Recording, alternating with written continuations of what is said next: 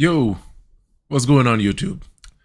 2023 so far has been extremely stacked. And so here's my list of games that I consider worthy of your time or worthwhile for March 2023. First up on the docket, we have Wolong, or Wolong, Fallen Dynasty is a game that is designed or developed by Team Ninja, the same Japanese team that's responsible for Ninja Gaiden, the newer ones, not the old Nintendo ones, Dead or Alive, and the Neo series. Players can create and customize their own player character. Based on the demo that I played recently, it seems like a very basic character creator, not anything too special. Each enemy has what's called a morale rank. I'm not exactly sure what they mean by morale because it just seems like a level. I think it might have something to do with the parry system. I'm not entirely sure, which indicates how challenging the combat encounter will be. Players can also choose from one of the 5 divine beasts, including the Qilin, Baihu, Qinglong, Zhuque, and Wanyu. Wanwu. I think it's Xuanwu. I think that's how it's pronounced. Wanwu. Anyways.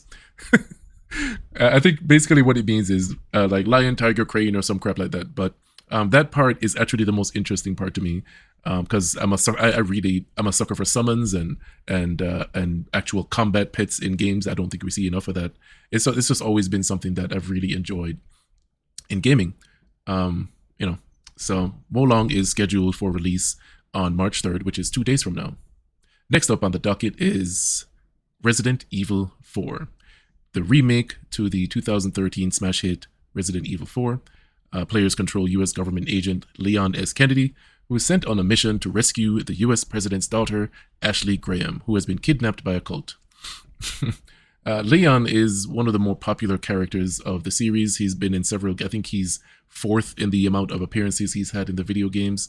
Resident Evil 4 was once widely considered to be one of the best in the series. And if not the best, actually, the people would, if you ask people which one is the best Resident Evil 4, they would often say, which Resident Evil is the best, they would often say Resident Evil 4. I have never actually finished playing the game. I'm looking forward to this remake. I know the developers have announced that they're toning down the QTE. I think they're called QuickTime events, and the button mashing, press square now to do this. It's a mechanic in video games that people have really come to dislike. I personally can't stand them anymore. I think they are lazy. Now, if you're playing an older game, it's fine. But if there's a modern game being made and it has QTE in there, it is generally deemed as not acceptable. New features in, the graphics have been modernized, visuals, audio, new character models. In combat, Leon can roundhouse kick enemies to push them away. As well as there's also a new parry system, which he uses. I've seen him use a knife to block a chainsaw, of all things, which seems kind of crazy. But we'll see how that works out. Yeah, looking forward to this one. RE4 Remake is scheduled for release on March 24th. The Last of Us Part 1 Remake is heading over to PC on March 28th. A lot of people have been waiting on this, especially since the TV show is currently running on HBO. The overall look and performance of the game has been updated to make it look more like the sequel, Last of Us Part 2, with new character models and animations. Also, audio has been updated and the AI.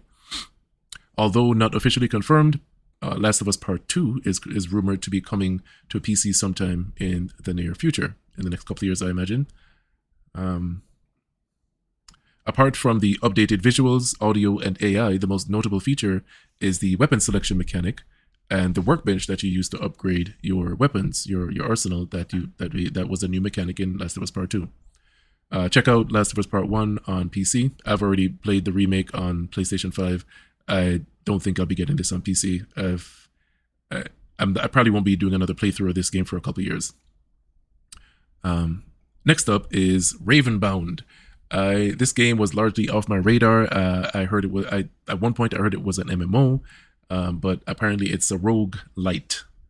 Here's the description from the Steam page. Battle creatures inspired by Scandinavian folklore and tall tales about what happens to those who lose their way in the woods. Face off against the trolls, roosted, blah, blah, blah. Okay. Either on foot or soaring through the skies in raven form. That part looks kind of cool. That seems very interesting. But who knows? Maybe it'll get kind of played out. You are a vessel of the Raven at the eternal weapon forged by the imprisoned gods. In order to free them and restore order to the island of Avalt, the Raven must rebuild its power. Permadeath is a big part. Each time you come back, you're a little bit stronger or have a little bit more knowledge. The reason why this game caught my interest is the combat looks pretty unique and interesting. I find that a lot of Western developers, their combat animations are boring, and there's the true strength of Western RPGs is more in the story and presentation, compared to Korean animations for their action RPGs. Anyways, RAVENBOUND is supposed to come out on March 30th. We'll see if they're gonna delay that or not. So hopefully it won't. March 30th. Next game coming up is on the list is System Shock. The critically acclaimed System Shock is getting the rework treatment. I thought this was going to be a complete remake, but as it turns out, it's a remaster with updated models and some other stuff. I'm not sure, maybe they redid the audio. It seems like they did, but it's a game that I noticed that started off on Kickstarter.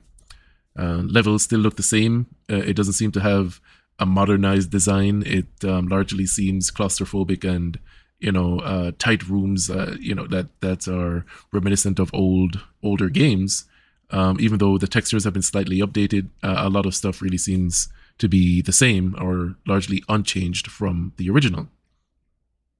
Not sure about this one. It's if I have the time, it is on my radar. I will be checking it out if I do have the time. Or maybe I'll just add it to my gargantuan-sized backlog.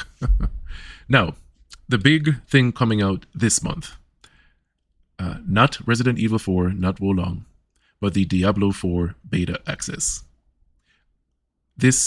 I just found out about this a couple days ago, and it is the most exciting thing on this list for me. The beta access will be available March 17th to 19th for those that pre-order. And then there's going to be a public beta from March 24th to 26th. Pretty much, we have closed beta for pre-orders and open beta for all the paupers out there, like myself maybe.